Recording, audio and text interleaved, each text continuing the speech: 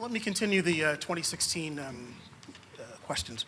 On the Republican side, and a lot of your guests were probably very intrigued by the fact that there's a candidate who's still winning, who's called for a ban on Muslims, and significant segments of the population in America agree. Intrigued is an interesting way of putting it.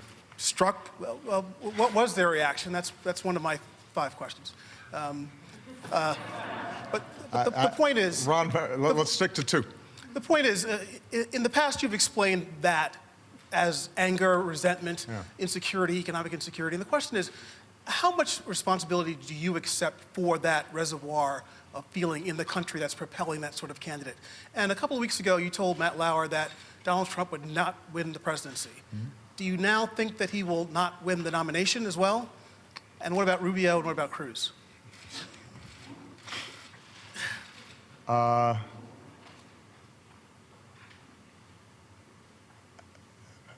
think foreign observers are troubled by some of the rhetoric that's been taking place in these Republican primaries and Republican debates. I don't think it's restricted, by the way, to Mr. Trump. I mean, I find it interesting that everybody's focused on Trump primarily just because he says in more interesting ways what the other candidates are saying as well. So he may up the ante in anti-Muslim sentiment, but if you look at what the other Republican candidates have said, that's pretty troubling too. He may express strong anti-immigration sentiment, but you've heard that from the other candidates as well. You've got a candidate who sponsored a bill that I supported to finally solve the immigration problem, and he's running away from it as fast as he can. They're all denying climate change. I think that's troubling to the international community, since the science is unequivocal.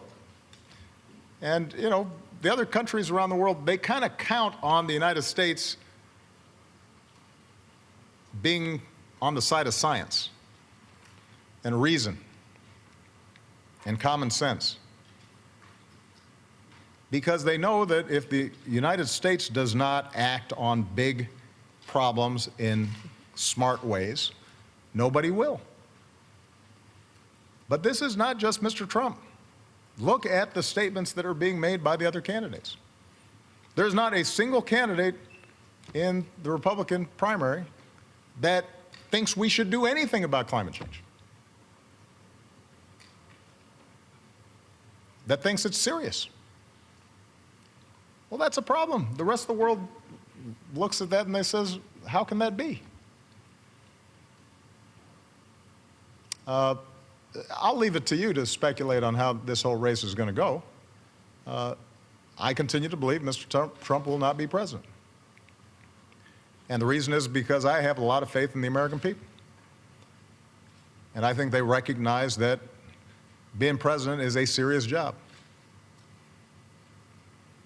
It's not hosting a talk show or a reality show. It's not promotion. It's not marketing. It's hard. And a lot of people count on us getting it right. And it's not a matter of pandering and doing whatever will get you in the news on a given day. And sometimes it requires you making hard decisions even when people don't like it, and doing things that are unpopular, and standing up for people who are vulnerable but don't have some powerful political constituency. And it requires being able to work with leaders around the world in a way that reflects the importance of the office, and gives people confidence that you know the facts, and you know their names, and you know where they are on a map, and you know something about their history. And you're not just going to play to the crowd back home, because they have their own crowds back home, and you're trying to solve problems. And so, yeah, during primaries, people vent and they express themselves, and it seems like entertainment, and oftentimes it's reported just like entertainment. But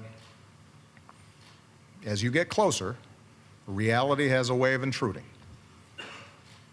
And these are the folks who I have faith in, because they ultimately are going to say, whoever's standing where I'm standing right now has the nuclear codes with them and can order 21-year-olds into a firefight and have to make sure that the banking system doesn't collapse, and is often responsible for not just the United States of America, but 20 other countries that are having big problems or are falling apart and are going to be looking for us to do something.